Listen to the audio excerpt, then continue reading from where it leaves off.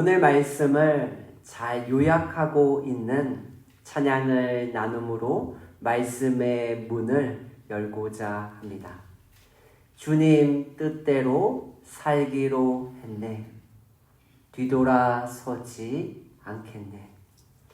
이 세상 사람 날 몰라줘도 뒤돌아서지 않겠네. 세상 등지고 십자가 보내 뒤돌아서지 않겠네. 어떠한 시련이 와도 수많은 유혹 속에도 신실하신 주님 약속 나 붙들리라. 세상이 이해 못하고 우리를 조롱하여도 신실하신 주님 약속만 붙들리라. 결코 돌아서지 않으리. 아멘. 여호수아가 110세가 되었습니다. 그리고 여호수아는 자신의 죽음을 눈앞에 두고 마지막 유언을 남기고 있습니다. 내가 남길 수 있는 한마디 말이 있다면 사랑하는 가족들과 이웃들에게 무슨 말을 하시겠습니까? 자신이 하고 싶은 말들을 종이에 적습니다. 그리고 그 중에 우선순위를 정합니다. 어떤 말이 더 중요할까? 무슨 말이 그들에게 꼭 필요할까?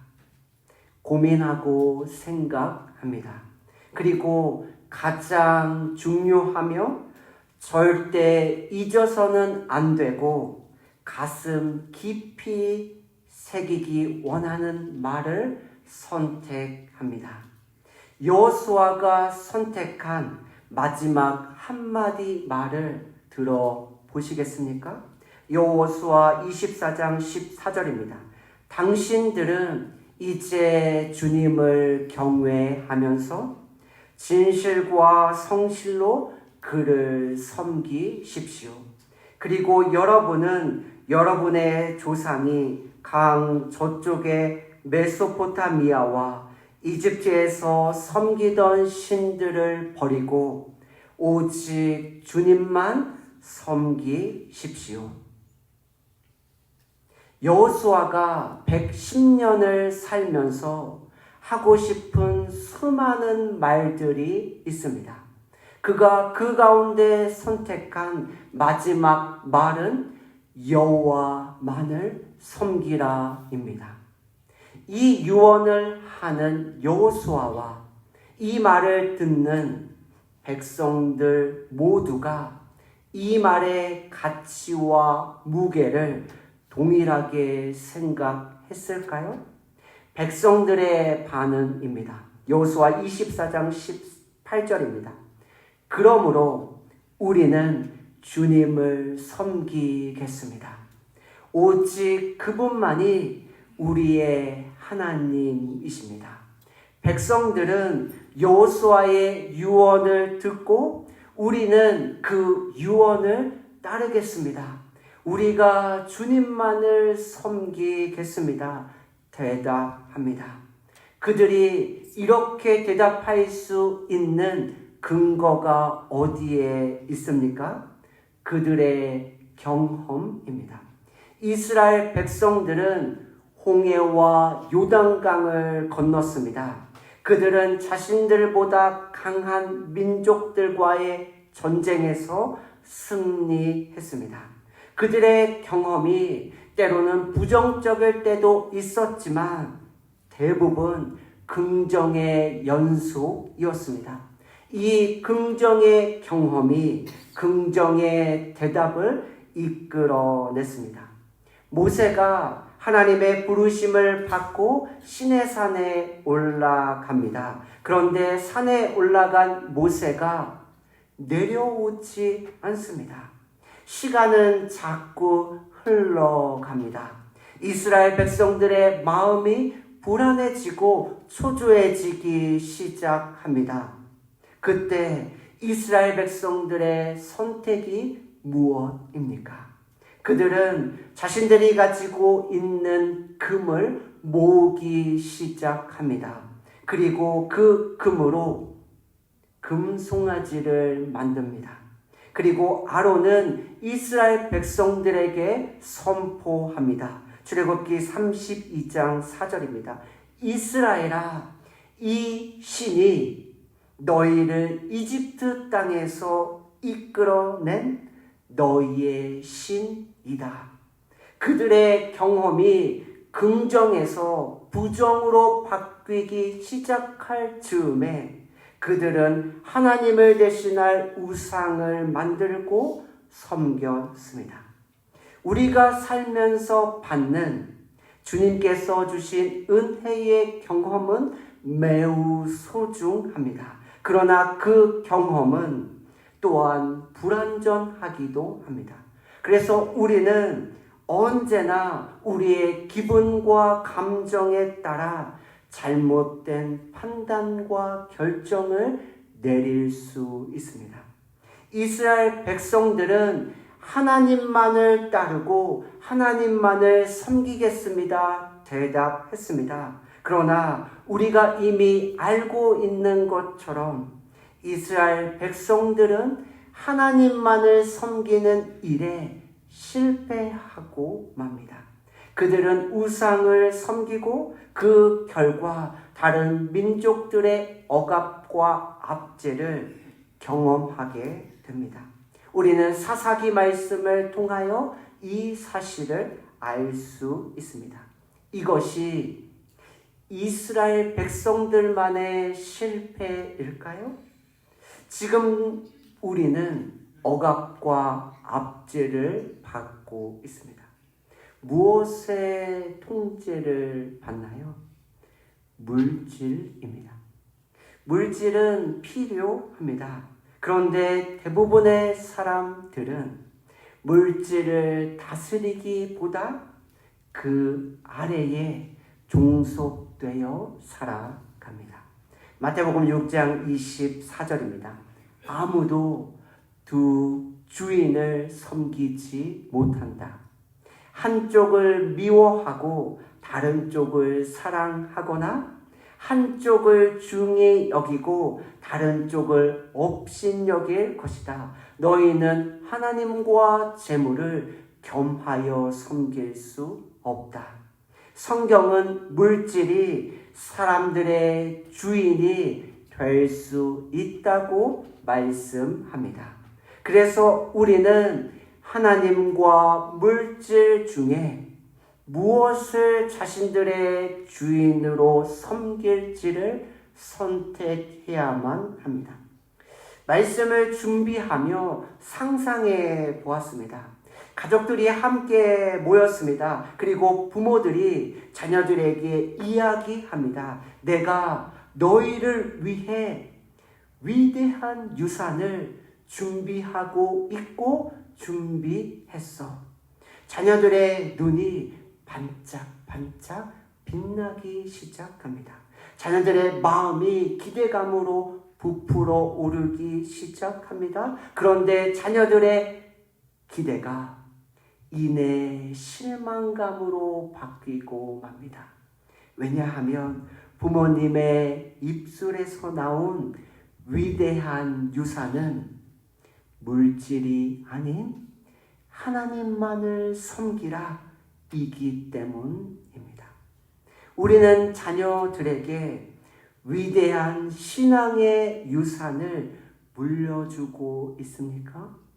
아니면 위대한 물질의 유산을 물려주고 계십니까? 우리는 예수님만 섬기는 가치를 얼마나 소중하고 귀하게 생각하고 있나요? 질문을 조금 바꿔볼까요? 지옥이 있다고 믿으세요? 영원한 형벌이 있다고 확신하시나요? 히브리서 9장 27절입니다. 한 번 죽는 것은 사람에게 정해진 것이요 그 후에는 심판이 있으리니 저 공중에 구름이 일어나면 큰 나팔이 울릴 때에 주 오셔서 세상을 심판해도 나의 영혼은 겁 없으리. 이 영원한 생명의 기쁨이 나눠지고 공유되고 있습니까? 이 땅과 비교할 수 없는 영원한 삶을 잠깐 살아가는 이 땅의 삶과 바꾸며 살아가고 있지는 않으세요? 여호수아가 하나님만을 섬기라 말할 수 있는 이유가 무엇입니까? 여호수아 24장 2절입니다.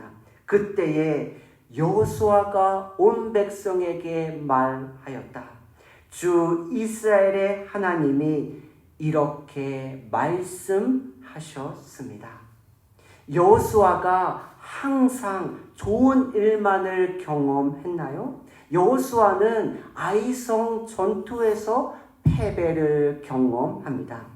여호수아는 자신의 잘못된 판단으로 이방 민족과 언약을 맺는 실수를 범합니다. 그럼에도 그는 부정적인 경험을 하나님의 말씀에서 그 이유를 찾습니다. 따라서 여호수아는 긍정과 부정의 자신의 경험보다 그 모든 것들을 실제적으로 일으키는 하나님의 말씀에 자신의 삶의 뿌리를 내리고 있습니다. 사마리아 여인이 있습니다. 그녀는 사람을 피해 햇빛이 가장 강력하게 내리쬐는 한낮에 물을 얻기 위하여 우물로 나아옵니다. 그녀는 삶의 아픔과 상처가 있었습니다. 그런데 그녀가 예수님을 만나자 자신의 영혼의 목마름을 해결받습니다. 그 결과가 무엇인지 아시죠? 요한복음 4장 28절입니다. 여자가 물동이를 버려두고 동네로 들어가서 사람들에게 이르되, 사람들을 피해 다니는 사람, 부정적인 경험으로 얼룩진 삶, 그 삶이 예수님을 만남으로 치유를 받습니다. 살아가는 동안 불쑥불쑥 부정적인 경험이 자신의 삶을 힘들게 할 때도 있겠죠? 또 사람들을 피해 다니고 싶은 순간들도 찾아오겠죠. 그러나 예수님과 함께 나눈 대화의 흔적, 예수님의 말씀이 그녀를 다시 믿음의 길과 삶으로 인도하게 되었습니다. 우리는 누구나 복을 받기 원합니다. 그리고 우리의 자녀들이 복된 삶을 살기를 기대하고 원하고 있습니다. 우리가 나누어야 하는 복, 우리가 자녀들에게 주어야 하는 복이 무엇입니까? 우리가 잘 알고 있는 복의 근원 아브라함에 대해서 함께 나누기 원합니다. 창세기 12장 1절입니다. 주님께서 아브라함에게 말씀하셨다. 너는 내가 살고 있는 땅과 내가 난 곳과 너의 아버지의 집을 떠나서 내가 보여주는 땅으로 가거라. 창세기 12장 2절입니다. 내가 너로 큰 민족이 되게 하고 너에게 복을 주어서 내가 크게 이름을 떨치게 하겠다. 너는 복의 근원이 될 것이다. 하나님께서 아브라함에게 말씀하셨습니다. 너는 본토 친척 아비의 집을 떠나 내가 내게 지시할 땅으로 가라. 그리고 하나님은 아브라함에게 복을 약속해 주셨습니다. 그런데 하나님께서 약속한 이 복은 아브라함에게 특별하게 주신 복이 아닙니다. 하나님께서 모든 사람에게 이미 허락하신 복입니다. 창세기 1장 27절입니다. 하나님이 당신의 형상대로 사람을 창조하셨으니 곧 하나님의 형상대로 사람을 창조하셨다. 하나님이 그들을 남자와 여자로 창조하셨다. 창세기 1장 28절입니다. 하나님이 그들에게 복을 베푸셨다. 하나님께서 하나님의 형상대로 사람을 창조하셨습니다. 그리고 그들에게 복을 선언하셨습니다.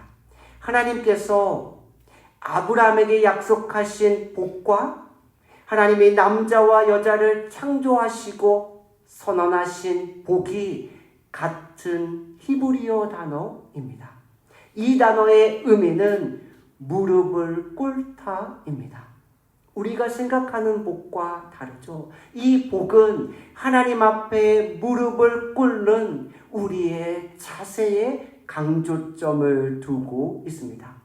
이 단어를 생생하게 보여주는 성경의 장면이 있습니다. 야곱이 바로 앞에 섭니다. 이집트는 당시에 가장 강한 나라입니다. 그리고 바로는 이 나라의 왕입니다. 야곱은 나이 많은 노인입니다. 그는 몸도 불편하고 나라도 없습니다. 누가 누구를 축복해야 할까요? 누가 누구를 축복할 수 있나요? 창세기 47장 10절입니다. 야곱이 바로에게 축복하고 그 앞에서 물러났다. 우리의 생각은 힘있고 권세 있는 바로가 야곱에게 축복해야 함으로 생각할 수 있습니다. 그런데 성경은 힘없는 노인, 나라도 없는 떠돌아다니는 한 늙은 노인이 가장 힘있는 나라의 왕을 축복했다라고 기록하고 있습니다. 야곱은 하나님께 무릎을 꿇음으로 복을 받은 사람이기 때문입니다. 그래서 성경에서 말하는 복은 우리가 알고 있는 한자의 복복자가 아닙니다. 오히려 우리가 알고 있는 엎드릴 복자입니다. 누가 복받는 사람입니까? 하나님께 엎드린 사람이 하나님의 복을 받은 사람입니다. 여러분들이 생각하는 복은 무엇입니까? 성도님들이 자녀들에게 남겨주고 싶은 위대한 유산은 무엇입니까? 오늘은 어머니 주일입니다. 가족들과 이 위대한 유산에 대해서 나누는 시간이 되기를 소망합니다. 내가 위대한 유산을 준비해 놓았어. 나의 마지막 유언이야. 예수님만 섬기도록 해. 하나님만 섬기도록 해. 하나님께 엎드리는 사람이 진짜 복을 받은 사람이야. 이 위대한 유산과 마지막 유언의 무게와 가치를 함께 공유하고 나누는 복된 삶이 되시기를 신실하고 선하시고 좋으신 예수님의 이름으로 축복합니다. 아멘. 기도하겠습니다.